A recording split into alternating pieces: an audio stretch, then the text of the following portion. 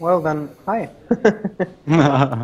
Um, if this works as planned and we've had some technical issues up until this point, we'll be discussing random game events in random games for the next, I don't know, maybe 30 minutes, an hour. It's all very improvised, so let's see how this goes. I think we'll just start with introduction, so whenever somebody watches this thing later, they'll know who the hell we are. I'll just start because I'm already talking. I'm Martin. I'm the game designer for Nowhere Profit, and it's a roguelike deck building game. Marco, do you want to continue? Yep, I'm Marco from Picare Studio, and we are working on Nantucket. That is a seafaring strategy game. Sorry, I have really a lot of noise from some, I don't know who. Probably me. Sorry about that. You could adjust your filter maybe, so that's less sensitive. I can try to tone down my mic a little bit. Are you still hearing me? Yeah. Yes. And is yes. the noise a little better? Yes, definitely better. Yeah, I have not my setup is suboptimal. Yeah, I'm Johannes. I'm the guy who's causing the problems today. This is Riyad. We are working on the Curious Expedition, which is an expedition simulation roguelike genre mix of all kinds of crazy stuff, which also has a lot of narrative elements in the game. All right. And we're right now sitting in our co-op workspace or indie collective here in Berlin. So that's the Saftladen. The Saftladen. The famous Saftladen. Exactly, since the Zeitartikel. Yes. So that's why it's a little noisy here. Yeah. All right, so let's get started. I've had a few thoughts, but maybe you guys have some ideas of what you want to discuss.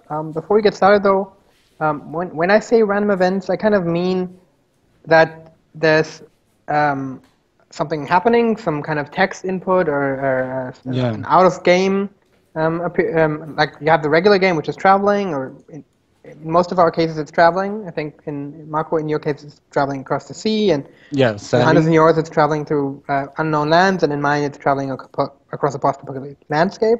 And you travel, and you have the regular gameplay, and then that's interrupted by an event where you have certain, like a challenge or a situation that you're presented with, and you have a bunch of things you can do, or options, or interactions with the event.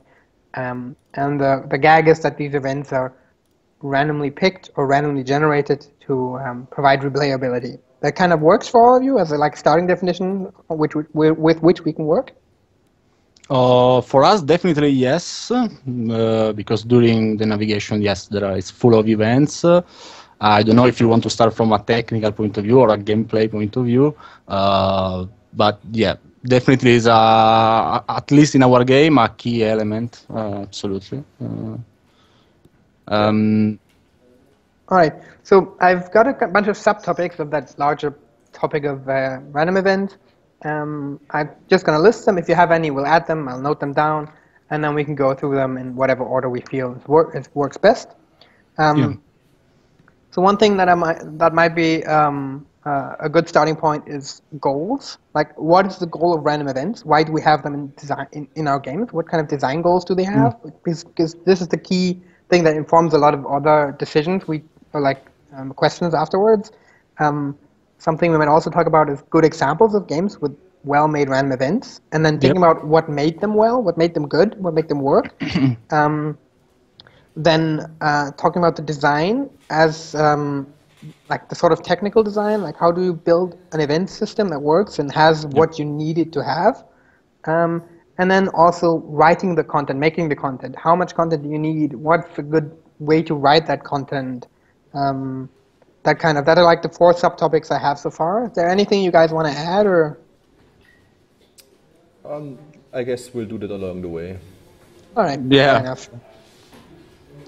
All right. Then I think let's start with the goals. I mean, I said it in the beginning. One of the goals, I think, is replayability. Because when you have a random event and it's always different, there's something to discover. There's more events you can discover along the way, and that makes you more interested in playing it multiple times. Do you guys agree generally? I agree in general. Yes, I have the luck to. I have played the Curious Expedition, so I'm probably. I can. I can say yes. In probably in the case of the Curious Expedition, then Johannes for sure can say better. And in our case, instead, we are not a roguelike type of game. The goal of the events is to make the player feel that everything is doing is read by the system, and every little choice has consequences. For example, just a really small example, if you put a sailor with the drunk trait in the hold managing the barrels, some barrels of room can disappear. So it's this kind of experience. Since we don't have, at least at the beginning, replayability, we will have with a second game mode, but not at the moment. So yeah, in our case, yeah, the goal is to enrich the experience and read everything that the user is doing. Yeah, I would agree to that. I mean, the replayability is not necessarily solely the goal of the random events. I mean, they are playing their part there, but especially, I mean, for our case, it's like one aspect that makes up the replayability. And I agree with Marco, also for us, like the main purpose of the events is more to give the players actions kind of grounding and construct a story around what he's doing.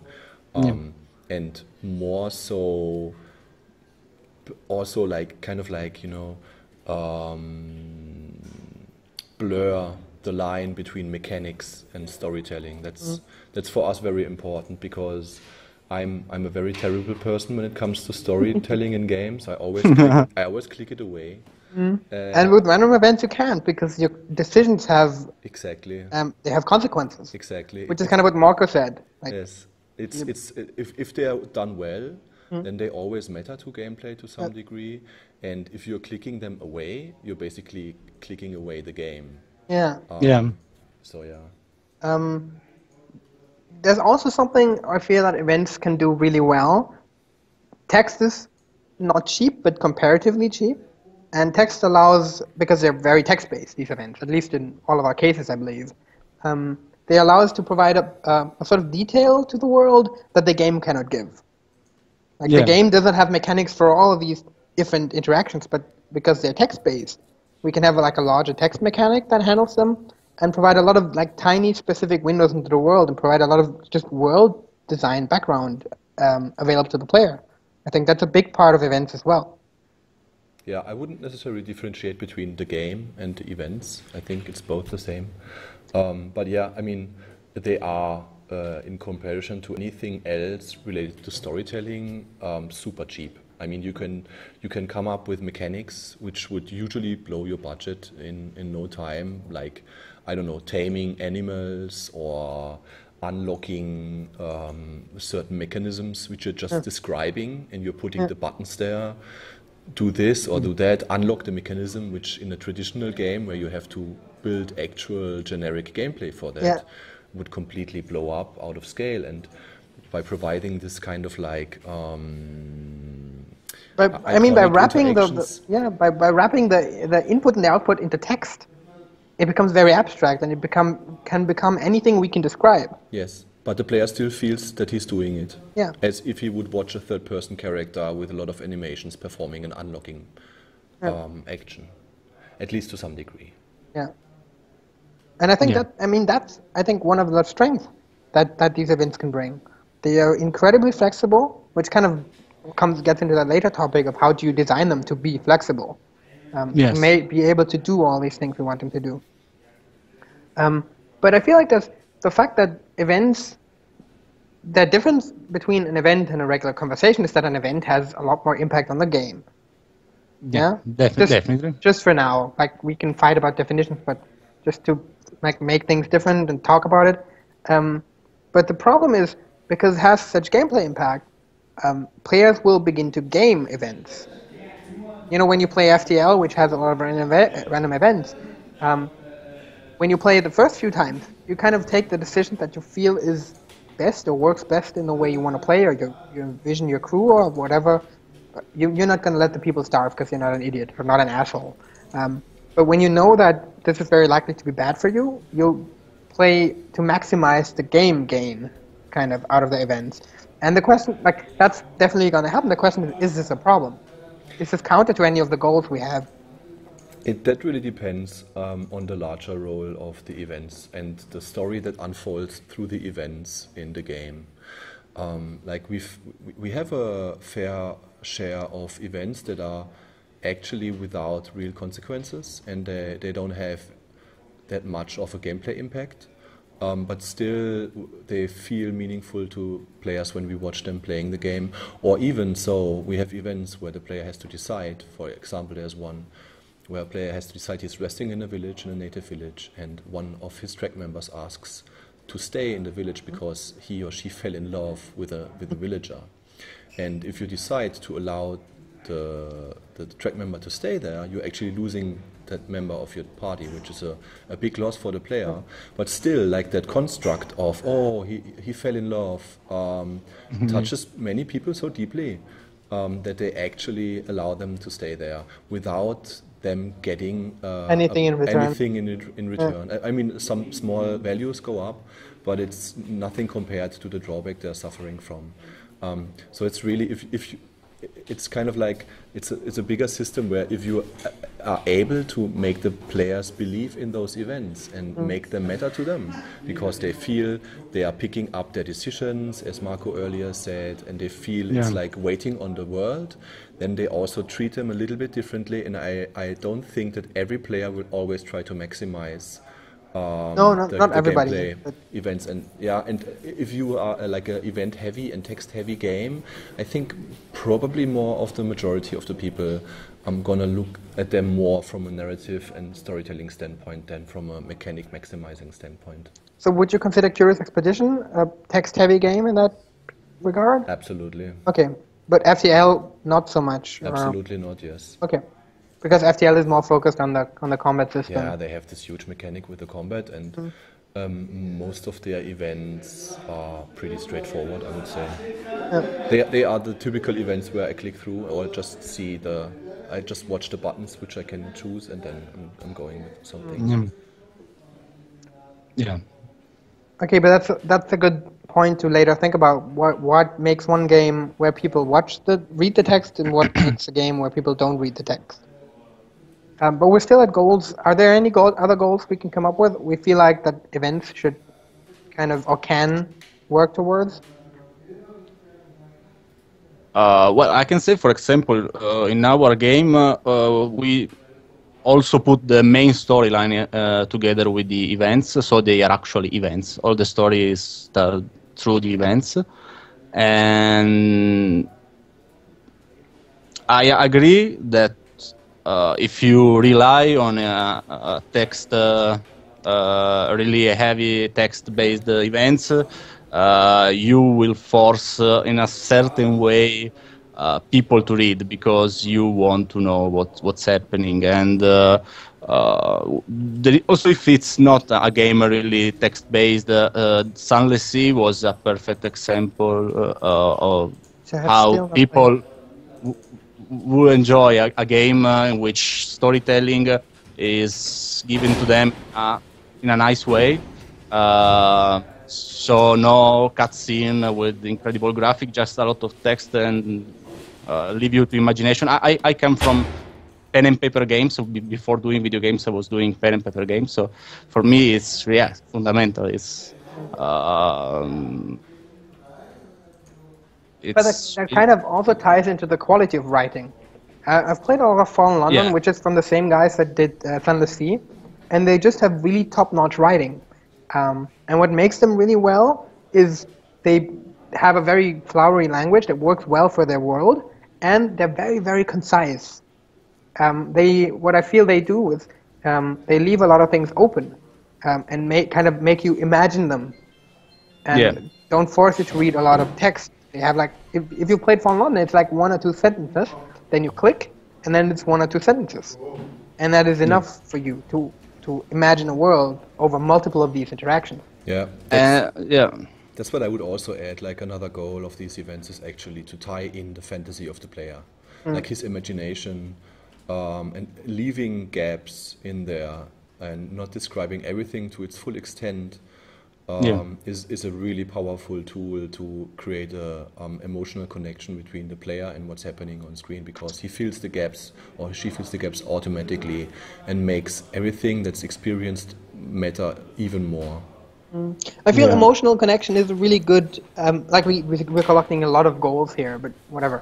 I feel like emotional connection is a really good thing that events can do as well, because if your characters don't have a lot of feelings in the game, they can express these feelings in the event. As you mentioned this, I fell in love. That is a very strong emotion that has a cultural value for us, which we kind of, that makes us feel something. And like making love a gameable emotion would not make it work in a way, I feel.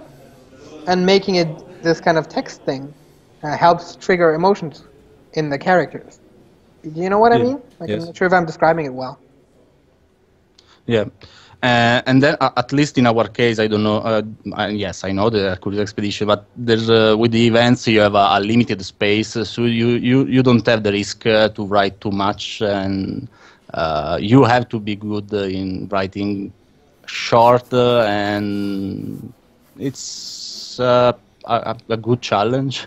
It's a really big challenge. You have a physical limitation given by the interface, and Yeah, but even if you wouldn't have that, we've been struggling initially very long with like finding the right amount of text per segment for the player, and I've been reading some things from like the Inkle Studio guys. They are doing also a great job with this, with the 80 Days or the Sorcery games, and they also said like something around 2 to 4 lines of text per chunk that's thrown at the player is usually something which is good. Like quickly get it at a glance, read it, and then have an interaction from the player side or choice. Like 1 short paragraph of text. Yeah, probably.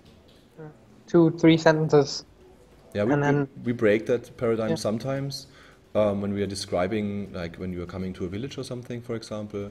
But here we also break it up into chunks of themed texts. So like, what kind of people are you meeting? What is their mood? And what's kind of the village? What's the nature of the village, for example? But yeah, having shorter text, like nobody wants to read the wall of text. So. But I think that's a very, very good point. Making text look readable is the first step to getting players to read it. And that's A, having not that much text, and B, if you have a lot of text, breaking it down into smaller, manageable chunks, and maybe even providing highlights on certain words, so you can skim it, and then if it's interesting, you can read it. Yeah, that's what we did also. Yeah. We also reduced the space for a single text. We added the chained events to force us to put an interaction between long chunks of information. I agree. Yes, the case is this. You don't want to read 10 sentences in a row straight away. You want, also because it's a game. You want also to interact. You want to say something. You are playing a story. You are not reading a story. It's different.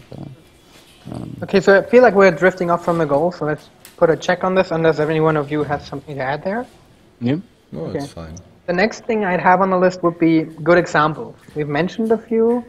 The idea here is we talk about a few games we like that did random events well, and kind of figure out what they did well and what they did not that well, where they meet whatever goals they set themselves or where they don't. I have for sure one, because I love the game and I love the event system. It is Crusader Kings 2. I really love their system because it's a really grand strategy game, but it creates a relationship among characters on your court. And can you explain it a bit, because I haven't played it? consider it's a grand strategy game, so it's that kind of map stating game. There is just a map, I think I've seen a and screenshot. It's one of these huge European little tiny yeah, pieces, and you have like a dynasty of kings. And exactly. And you have your dynasty and your court, and there are a lot of events related to personality of the characters in your court and their position.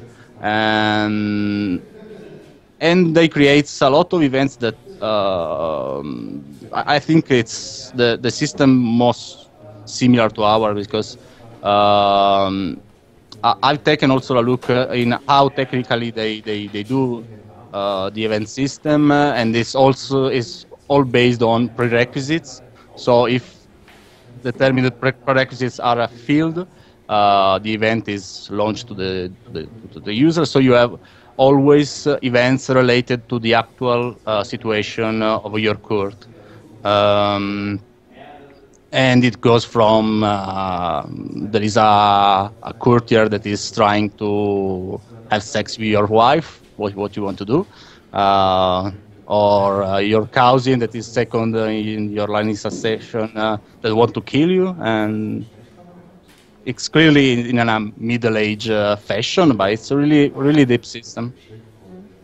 I mean, I think what they, like I said, I haven't played it, but I feel like, as far as I've seen from the screenshots, it's a very map-heavy game. Like, you move units around, and you have like different colored areas. So that probably adds a lot of just of that human-level drama that is missing from a map. Map is very, very far removed from anything emotional. Yeah. The fact that you can play the game, I guess, if you play really peacefully, so you just pick, I don't know, Iceland, where nobody can reach you with, and you can play the game without looking at the map for the entire game, just playing with the interface around the map and the events popping up, and it's still enjoyable experience. Clearly different, but enjoyable. Johannes, do you have any good example that springs to mind? Yeah, I mean, I mentioned already the Inkle Studio games for really well-written narrative and getting the amount of text thrown at you perfectly right. Then there's been, what's the exact name? I always forget it. King of the Dragon Pass. Yeah, that old school thing. It's a very old school. Yeah. There's an iPhone or iPad version available nowadays. It's really a great game. It certainly has its drawbacks, and there's things with the text where it's just too much of it. But it has this element of it that it feels like all of the text is really like coming from somewhere that you have influenced. Yeah, well, sometimes, as far as I remember, I played it just briefly. Like, you send people out on missions, and then the text happens. Also, yes. Yeah. There's also like reports that you get per year and stuff like that. But yeah, it feels a lot like whatever's happening is happening in response to what you're doing. Yeah. And it's really it's like a grand story that's being told. They managed to do this also nicely. Like, for us, it's always like when you are doing procedural storytelling, usually you're giving up on like the grand story arcs. There's no reveals or no big spans, things across certain elements of the game. It's more like intimate, smaller stories you're telling. And a sort of emergent story thing. Yes, and they matter which is more. something, which is something we haven't mentioned in the goals. It's something that random events can do, which just by the way they're put together generate a special story for the player. Yeah, absolutely. That's right. Probably the most important one. And then basically what also inspired me a lot was like the standard log of many roguelikes. Like you go north, you hear something rustling, which is always basically like a little feedback for the systems tickling in the background. And usually in a traditional roguelike they are very straightforward and not narrative driven. But if you are taking those absolutely mechanistic descriptions of things happening and you're reading them from time to time, you again make a mental model of a narrative and a story in your head, and this also inspired us a little bit to go in this direction. There are some examples out there like Broke, for example, like Rogue, but with a B in the beginning. It's very nice. They have like little bits and bobs here because you have like pets and they are reacting to the outside world. So that's also a really nice thing, just the traditional logs of typical roguelike games. Which kind of makes me think of Dwarf Fortress. Yeah. Which is the same thing. It's, I mean, they do it on a very tiny, like especially Dwarf Fortress, does it on a very tiny scale. Like, that guy moves and that guy moves and this happens and this happens. Yes. Our run events are a lot more coarse, like larger chunks of stuff that is, but is more cohesive, but less weirdly emergent. Yes. One example I still had, because we talked about FTL already, which I wanted to mention, is Out There. If anyone of you has played it, which No. It's for the iPad. It's a space game. It's a space roguelike exploration game, roguelite exploration game. You have to go from star system to star system and get resources, and you have to get to safety, and weird things happen on the way. What I liked about it was the fact that it was written in first person. Like, you're this one solo guy on his own spaceship, everybody's dead, you're the last human, kind of. And he's always talking this first person, and they have this day, this kind of star day. They use a lot of, like, kind of Star Trek or space sci-fi tropes really well. Like, in every Star Trek episode, there's the guy narrating to his star date, whatever. And it's kind of the same feeling for this guy talking to himself. And it's been a while since I played it, but I feel like the farther it goes, the weirder he gets, kind of. And I felt like a lot of the character, I don't see this character. Like, there's one picture of him on the main screen. But I get a lot of this character by the way he's talking with himself, which I thought was really neat as a sort of, I don't know, circumnavigation way to talk about the character. Yeah, I played that game. I felt it relied too much on the storytelling and had too little systems I could actually play and game as a player. It's just getting resources and moving on. It felt too random. But yeah, what I remember about it was that it had a strong atmospheric element to the story. All right, so anybody got any examples to add? Otherwise, we can move on to... Probably just another one, just because I liked the game, the Banner Saga. It was not so many events, but they were nice, especially in the way the game was flowing with your party moving around. It was nice. I would like to have more events, but yes, it was nice. What I found interesting about the Banner Saga was that actually the most dire consequences came out of those events and not from the mechanistic gameplay, like losing units. That was only possible in the events and not in the strategy gameplay. That was really interesting. Which also brings up a point which kind of gets me to Walking Dead and the kind of Telltale games. What the Banner Saga events do, and what FTL does to a certain degree, is some of these events have consequences beyond the event. And not just for the game, but for future events. So the fact that in Banner Saga, spoiler alert, the fact that at some point you decide to take one of the guys into your team means that at a later date he'll betray you and trigger another whole event chain you will only get if you put him on your team.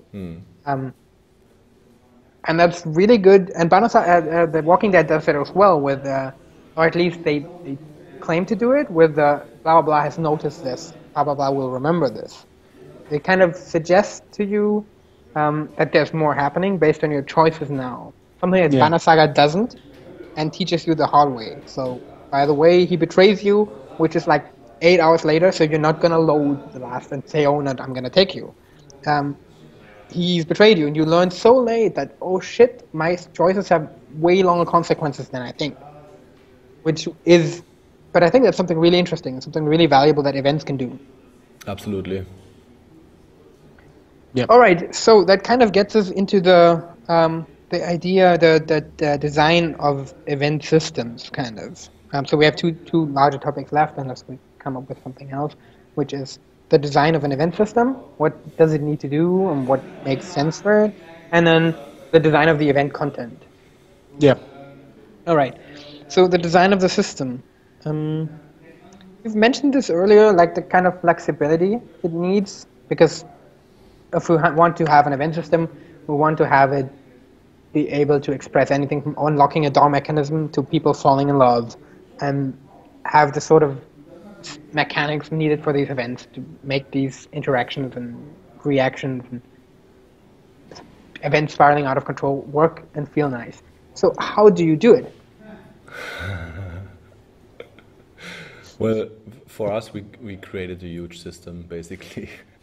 Like all of our game is all the content we are creating is based on those events mostly. Like that's taking up the majority of our game, and we solve most of the problems we are facing in design with events.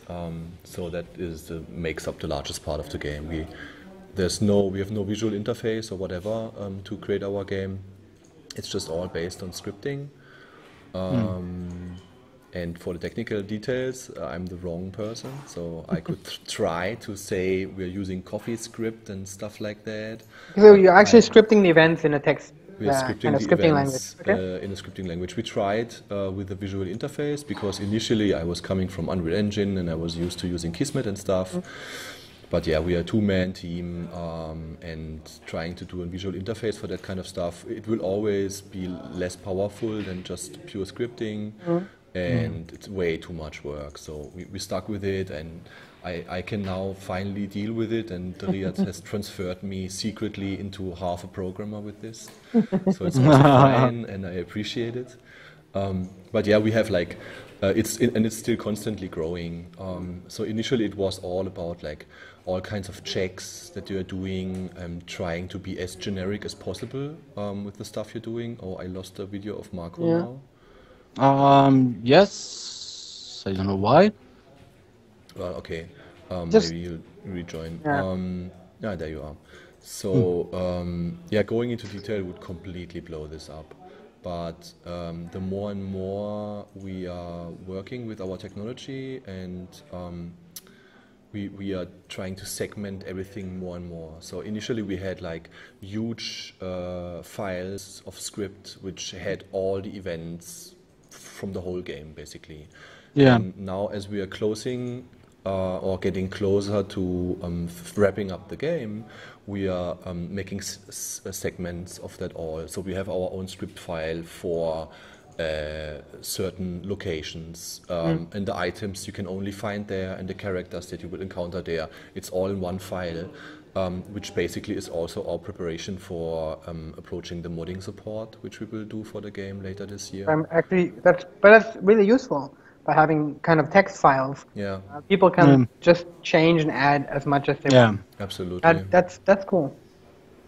Yeah, we also did something similar. Also, if we are working with Unity, we spent 1 month preparing a tool for Unity that I could use without any programmer help. And so, yes, basically this tool allowed me to set all the prerequisites, all the consequences, all the text of the events, and then save them on an Excel file.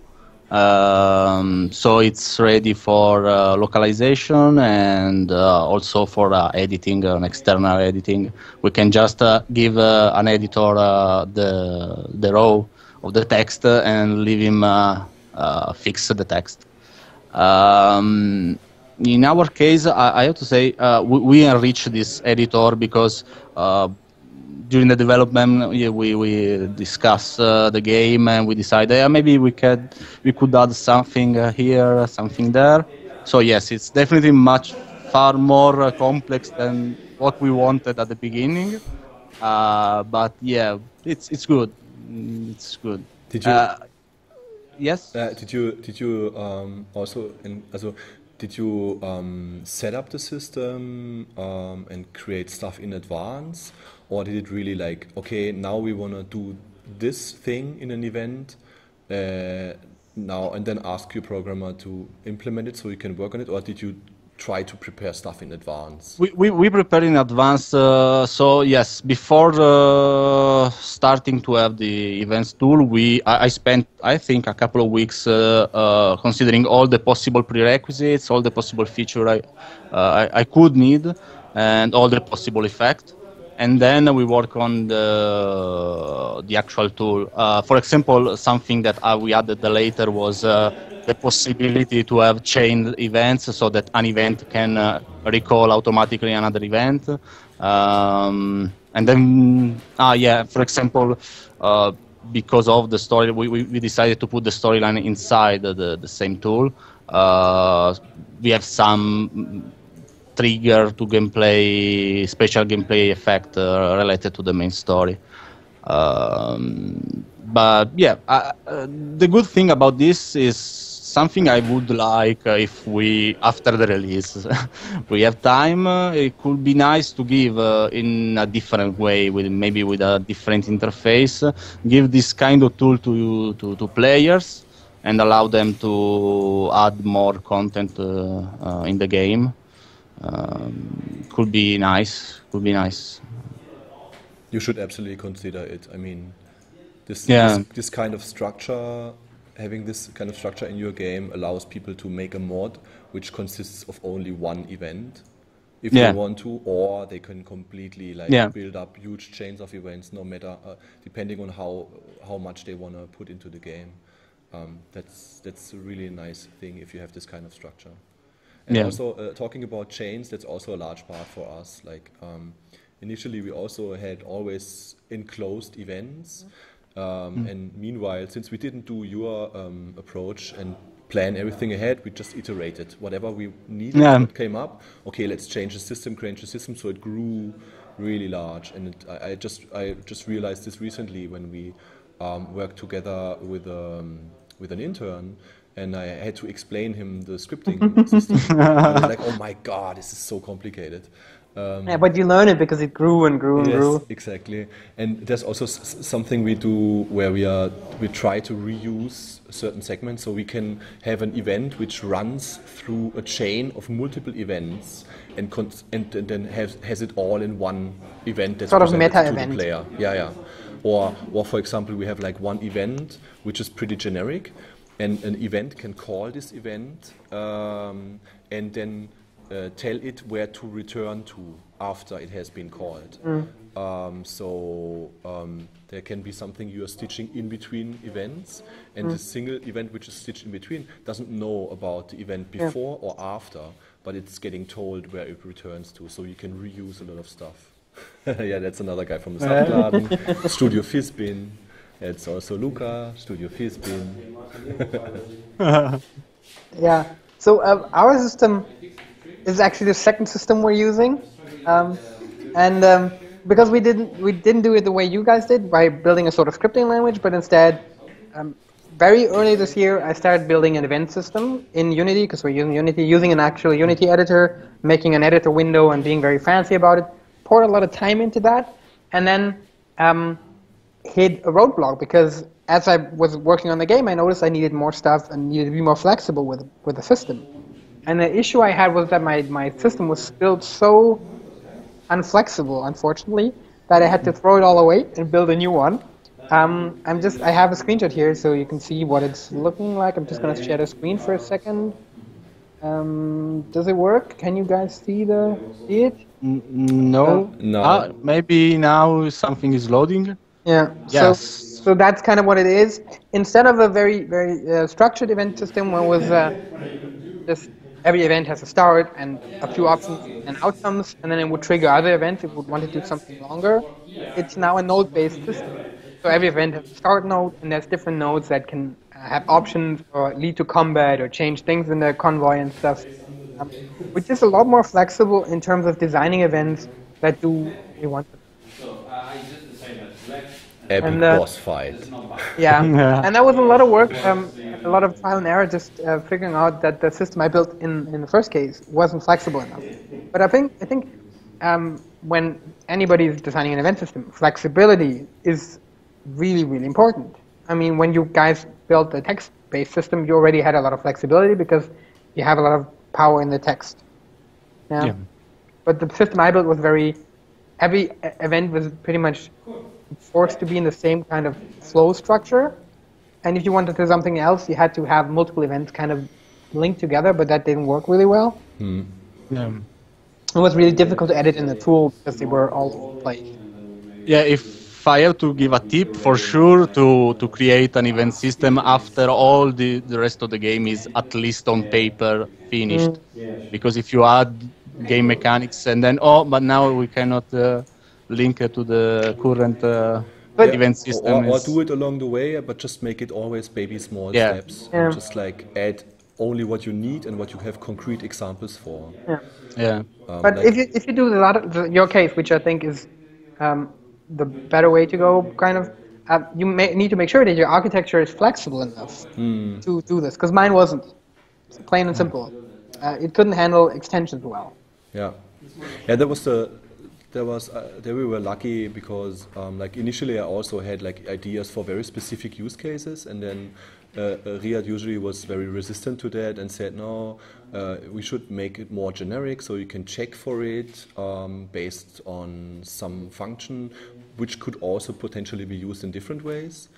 And quite a while in, I could start hacking the system and doing things with the functions he provided, which they were not intended to do. Yeah, And which that's- worked out well. Yes, and I mean, it's kind of hacky. And then sometimes we took some of those hacked solutions and transferred it into own functions and whatnot. But that's where, for me as a designer working with the language, the most fun came from, like doing stuff and taking it apart and making things with it which actually is not intended to do. That made him freak out quite a while sometimes, but it was better for everybody. All right. Do we have anything on the kind of the challenges or the ideas of how to design such a system? Because obviously it's going to be very specific to your game because you have a lot of things that your game has that no other game has. The only thing I can say is that if you can prototype stuff you want to do in some external tools which are already available, then you should try to do that. So what I tried was using Twine, for example, for some time for prototyping certain things which work nicely. And even I think it's called Inkplot, the tool from Inkle Studios. It's completely free and available to everybody. They even have a browser version of that. And there you can also test around a little bit. So if you're approaching the whole topic, it can be quite, it can be crushing to see and try to imagine all the things. So just take something which is already existing and try to build stuff you want to build in your own system in these, and then see where the problems are and all the missing features. But that brings up an interesting question. Actually using one of these tools as your event system tool. Yeah. I could imagine you using Twine to build events and then maybe adding some metadata in the Twine or whatever, and then reading that and using it in the game. But it will still allow you to playtest your events independently of the game, which might probably be a very useful thing. Absolutely. Yes, it is. It's clearly really easy to make mistakes because it's a lot of text to write, a lot of menu to touch. So you have to test all the events a couple of times. We can test it actually in a specific scene in Unity. So I just test the fact that the event is working, and then I can test it, recall it manually in the game to see if everything is working in the gameplay of the game. It is I think it's a good way to manage this kind of stuff. But yeah, I don't know if it's the best one. It's a way to do it. All right, so it's certainly challenging to build an event system, and there's a bunch of approaches. Either building it when you know how your game is going to look and building it all in one big piece, or building the tiniest score you can do, and then making steps when you need stuff. And obviously, there's a lot of way in between. All right, which gets us to our last topic, which is good because we're already 40 minutes in, which is actually designing the content of the event. So, how do you, given the fact that you have whatever tool you need, how do you design interesting, good, challenging, encouraging, emotional events? Probably the key question is good writing. Like that's one of the core aspects, I think. We already talked about it should be concise. It's probably important that all your events have a sort of use the same style, which out there does well with its first-person narrative. But it's probably weird if some of your events have a very different writing style to them. I'm not sure. That might even be something you might want to do. It depends.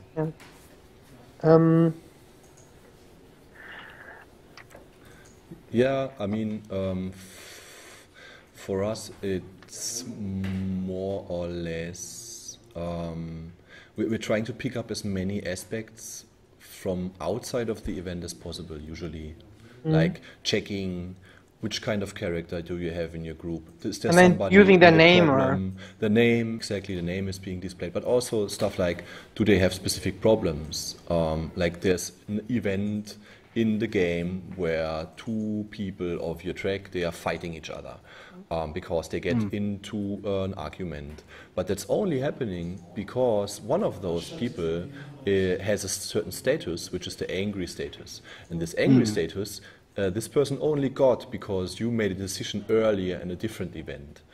So I think a good design for those events is to take as many things from outside of the event as possible into it, so you're building up like this construction or net of different interdependencies with the player's decisions. I think that's a really good way to how to make them matter. Like to make the decisions of the player matter and make the world feel connected. Like it's not a window happening and then the rest of the game happens divorced from it. Yeah. But I think just the fact that like the name of one of your characters is reused in the event is probably very powerful already. Yep. Yeah. Yeah, we have this one event where you are resting in a native village, and usually we have these night events when you're resting there, which are randomly called. And one of them is like the villagers, they want to be nice, they have a ceremony and they want to prepare some awesome food. However, they ask you if you can offer one of your pack animals for them to prepare the food. And then the buttons, they just have the names of the pack animals. And it's super powerful. The people react to that very, very strongly. So, yeah, names in those things, it's the little things, or being able to pick up he or she, the gender. We use like little dollar signs and then have a variable for that, and then read out, okay, what kind of gender is the character actually.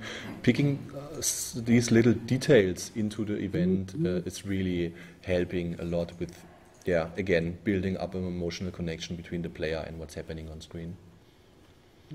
Yeah, we are lucky on that side because on a sailing ship, on a whaling ship, there are just men, so at least we don't have the problem of the gender. But yeah, what you said about considering everything can happen and the user can do is fundamental. For example, I have a really big Excel of events I have still not done. But it's basically every possible combination. What happens if I put a drunk sailor on the crow nest? And what if there are two characters with opposite traits?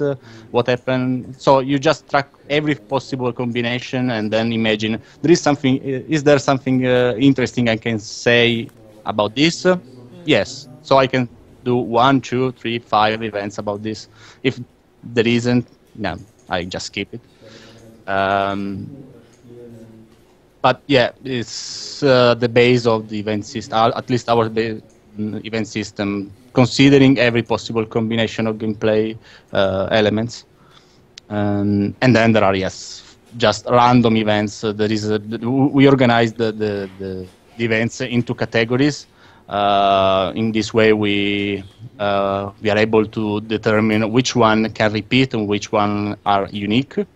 And so we have a category called random that have really few prerequisites, maybe one, and that's it. There are a lot of random events, random ideas, something funny, something.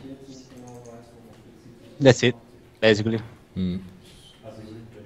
Yeah, what I also feel is very important is like when you're having events which are sequential, the pacing of them is really important. Like, for example, when you're exploring a cave in the QX expedition and you don't have a torch, you can decide to explore the cave in darkness.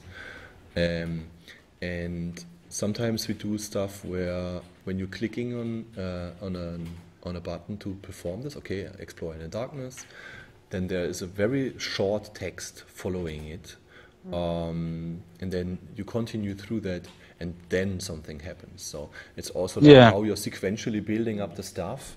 Every time the player has to do an interaction, sometimes it's only clicking continue, but this can also provide like some kind of like pacing to the whole sequence, which is super important to make it feel right.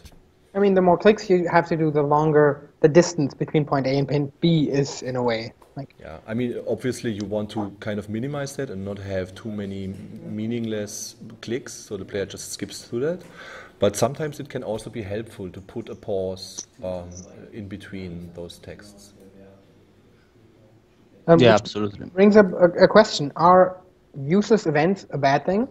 So imagine there's a random event being triggered and there's no choice, and it's just telling you something about the world. That is just a useless click in a way, but is that event justified or not? And the second question on that would it be justified if there would be two options, but they make no difference? And you give the player the illusion of having choice. We have many of them. Yeah? Yes. So you think they're valuable, which yes. I think as well. I mean, if they are enriching the world with the choice of the player, then they're always meaningful.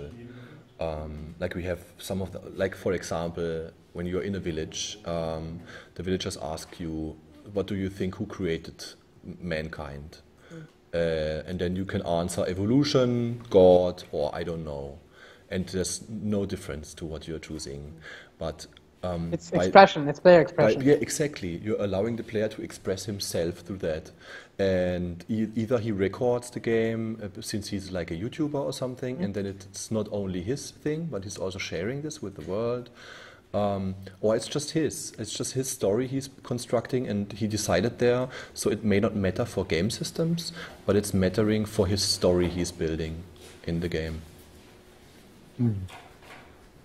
So, and besides that, there's also something we are doing which gives them an additional meaning, is like when you are finished with one expedition, this currently works only in the web version of the game, you get a little travel report which basically sums up the story you've been experiencing and also constructing, right, with your decisions. It pours all the events together into one. Yeah, it puts them all together. Narration. It has a little shorter descriptions of what happened, but it notes down your decisions you're doing. So basically, players are creating content. They are creating a little overview story of what they did, and they can share it online. And yeah, so this is amplifying the fact that I think even meaningless choices can be some kind of expression, either only for myself, that I can express myself in front of me. And they still have meaning for the player. And they still have, it certainly has meaning to the player and maybe also to other people who can see it. But do you say like useless events only work if they provide a choice, or would they be okay if they don't? Well, I would not necessarily call them useless events because of the definition. But just I think they work without consequences also. If they have no choice, then I would say they need to enrich something of the game world. Like, if you have, I don't know, if you have a person in your group which is near a breakdown, he's and then you use this a little bit to remind the player, hey, by the way, this person is in trouble or something, or you're just like adding to the atmosphere of the game. Everybody sits around the campfire and they listen to the eerie sounds of the jungle at night. This has no gameplay implications, but it's adding to the atmosphere. So I think this is meaningful, at least to some players. Maybe many players will click through that, but some, they will appreciate it. I mean, that's the danger of having just one option. If you have let's just call them fluff events instead of useless events. They don't change anything, they're just story bits. If they have options, then the player doesn't know that they have consequences or not, because he's thought that events have consequences. Most of them do. So he will read and decide. If there's just one button, he's more likely to skip, I think, because whatever, I'm just gonna. It doesn't make a difference. So if you want to transport a story with a fluff event, it's probably better to provide a choice to make the player stop and consider whatever he's seeing. Yeah, I don't know if you necessarily have to do that. Like sometimes, like shoehorning then a choice to something where there is no choice necessary or involved. Maybe then just let players skip it if they want to, or read it if they want to. Sometimes you can also use this as feedback systems, right? For example, sometimes you're followed by natives if you've been treating the game world badly. And this is actually not visible to the player. We don't have any systems that show that. But there can be an event where you say at the night, oh, we are feeling followed. And then you just say, okay, sleep, and good with it. And this is just a feedback thing which reminds you about the fact. But if you're not paying attention, then it's maybe the same as you're not paying attention when you're sitting out there and, oh yeah, fuck that, there's something in the bushes. Yeah. What could go wrong? Yeah, I think that's a good point. Like, it's not bad if the player skips these events. Like, you're not punishing him for it, so he might as well. Yeah. I have one last bit on the section of how to design content. User-designed events. We've already kind of briefly touched on it with your modding capabilities, but because the good thing about events is they can be very tiny, self-contained bits that work in the world, that don't touch anything else, that are fun to discover. Yeah. So these could be something that users build. Yes. I have no specific question, actually. I just think it's an interesting topic to Not talk a question, about. Yeah. Sorry. Yeah, it is true, and it's something, yes, we discussed before. It is nice because we have seen a lot of games that are really enriched by user content. And I think that event-based games could be one of this kind of game. Clearly there will be people adding one event, a really stupid event. It's okay. I mean, it's user-related content. It could be everything. I don't think there is something sacred about the game. If somebody want to add just sailors having sex all nights events, it's okay. I mean, yeah, it's part of the experience. If you feel there is something missing, you can add it, and maybe other people could enjoy, and it's fine. But yeah, before I would love to hear your opinion about this. And then I have one question, because it's something we discussed a lot during the development of the event system. Right back. Yep. I will take this time to close a beta window, because I'm becoming a sort of light source by myself. Sorry, just had to open the door. Don't worry. On the topic of user events, I think one thing that's good about random events is that they're text-based, which means users can easily generate text. If they be like they're complex graphics, a lot of people just cannot do that. But text makes them very, very accessible. And one thing I had in mind for if we end up doing a Kickstarter with nowhere profit, which I don't know, is actually having a tier where people can suggest and write events for us to put in the game, which might be something really, really valuable for both the players and for the game world, because it provides a sort of different perspective. So you make them pay extra for providing you with content? Maybe. I don't know. That's something that a lot of Kickstarters do, but it's... Yes. I don't know. Yeah, that's always something that's in there. I don't know. We have a lot of events in the game which have been influenced already by our community, even without the modding capabilities. We've had so many people approaching us and being super passionate and there's just like so many ideas you couldn't have by writing, and yourself. there's so many stuff you can put in there, and there's also so many things we have not thought about. Yeah. So we already have that in the game, and yeah, I'm extremely looking forward to once we open the floodgates, hopefully the floodgates of people creating content for our game, where they can just bring on every kind of idea. I mean, to us, we don't want to control it in any way. To us, the only thing we want to do is making sure that everybody understands the differentiation between the core game, or like the vanilla version of the game, which has been provided by us, and then when they're adding mods, they get something from users, and then we don't need to worry about, oh, what if somebody puts something offensive in there or whatever, or game breaking, whatever. We don't want to control it. We also thought about, like, when we add the modding capabilities, do we want to have some kind of rule sets for how the players can construct those events? Because for us, there's also very game balancing influential things in the events that you can do. You can hand out all kinds of crazy treasures, or can kill units of the player. And we thought, should we kind of like restrict this? Like, okay, if you want to add this and this loot, you have to have these other negative consequences in the event.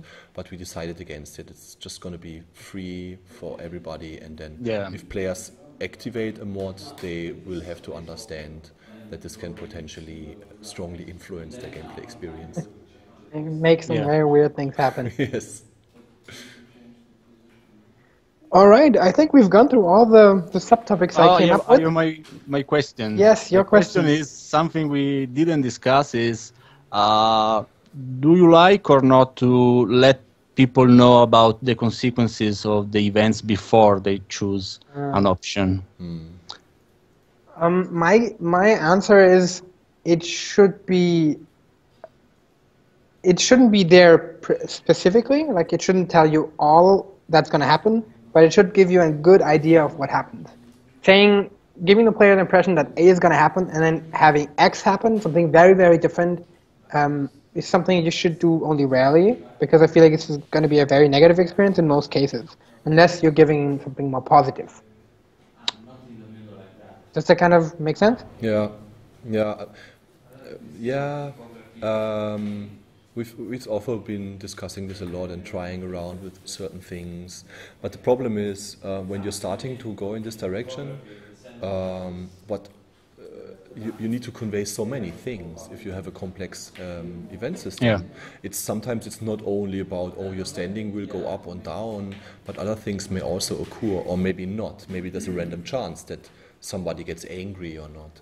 So to some degree, we are trying to hint at things sometimes, so players never feel like, I've chosen this and all of a sudden 5 people of my group die. Or it shouldn't feel like the system is betraying you. Like or you need to at least be able to work with the game and be able to a little bit see forward, like the notorious spider incident in FTL, for example, where there's a spider incident on the space station.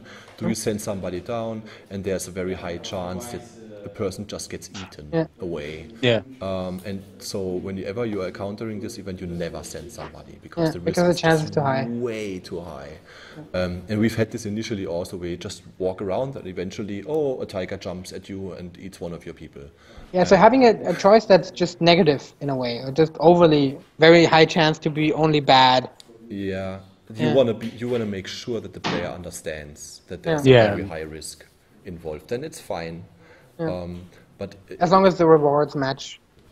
Yes, also. I mean, if you have the problem that you have a very high consequence event and players approach it 2 times, and every 2 times they get the random roll for the negative event, they will never ever again touch it. Even though there is a super high reward in the other 50%, they will never ever do it again.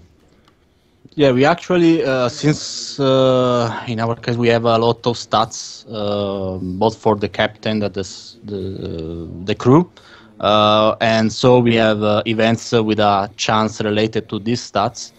We write down the chances of success in these cases. So, for example, I don't know if you're running out of food, you can decide to go fishing, and the chance to get something is related to your hunting ability. And so, since you have a lot of choices, we want to, okay, you have a 50% chance of survival doing this, or it's impossible, because yeah, we don't want this effect. The fact that maybe I just click 2 times this option, and yeah, the game is cheating. Instead, if you look, you have 5% of chances. You say, okay, it's not the game is not cheating. It's just impossible. I can. I think that that's a good point. That's also something I've noticed in Fallen London. They do that as well. They give Yeah. you a good indication of what your chances when you click, if you're going to succeed or not, like it's 70% or 20%, and it Yeah. allows you to make a more informed decision. Not sure you need to be actually that precise, or whether it can be very vague, like it's impossible, very difficult to kind of obscure the numbers a bit and make it feel less gamey. But I think if there's something that could go wrong, it might be a good idea to give the players an idea how likely they are to just not Yeah, succeed. we use a tooltip system for this, so everything you see in the event pop-up is just text. And then if you go mouse over on an option, you have just gaming information about that option, because the text is really, it's just really generic. And so yeah, also because there are options that are available, just for example, if you have a specific trait or specific something, and so you want to, but why I cannot do this? Because you don't have this specific trait. And in some way, especially in events that tend to come back often because are related to something really specific. For example, I don't know, the HP of the ship, so the health of your ship. I think in this way, putting because there are 2 ways. You don't show an option you cannot choose, or you show the option saying you cannot use it because you don't have this specific skill. It's a way to drive the user. Okay, I have often this problem, and I keep having not having the chance to use this option. Maybe in the next level up, I will take this Yeah. skill, and I will solve my problem forever. Yeah, I think that's certainly an option to like give a preview about chances of success and also the outcomes. My fear for this for our game would be that it again takes away from the narrative aspect of the event and makes the player only focus on the options he has, and then see, oh, this one has a 70% chance, this is a 30% chance, or whatever. And then Yeah. maybe don't even read the text on the button and just go after the numbers. And this is something we really want to avoid. Yeah, it's a risky game, and I think yeah, we had a lot of discussion about it, and you too, it's yes. I guess in this case it's something related to the game. Really, if the game is more prone to a specific type of interaction or not. But it works for sure for you, because I tried your game, so it works. Okay, super. I kind of understand why you want to have it in there, because you have the skills, and if you have skills, you kind of need to know when they work, why they are there. Yeah. So showing them makes total sense. Whereas you guys don't have skills in that way, as far as I know. Maybe you Yeah. have some under the hood, but non-visible. So that's every game's different. There's no right answer, but like, Yeah, I mean, we tried it also. We were there, yeah. and what we did basically was we tried to incorporate a dice system, a dice game with these kind of things, where like skill was involved and there was a random outcome, but you could potentially influence it. But For the events, it didn't work out, but the whole dice game idea evolved then into our combat system, which we have now. All right, if we have no more questions, we've gone through all the stuff I had on the list to talk about. Cool. Good. Nothing to add? Then I think we're done. Yeah. Thanks, guys. Yeah, thanks for the chat. It was very That was interesting. fun, yeah. Yeah. Thank you. Thank you.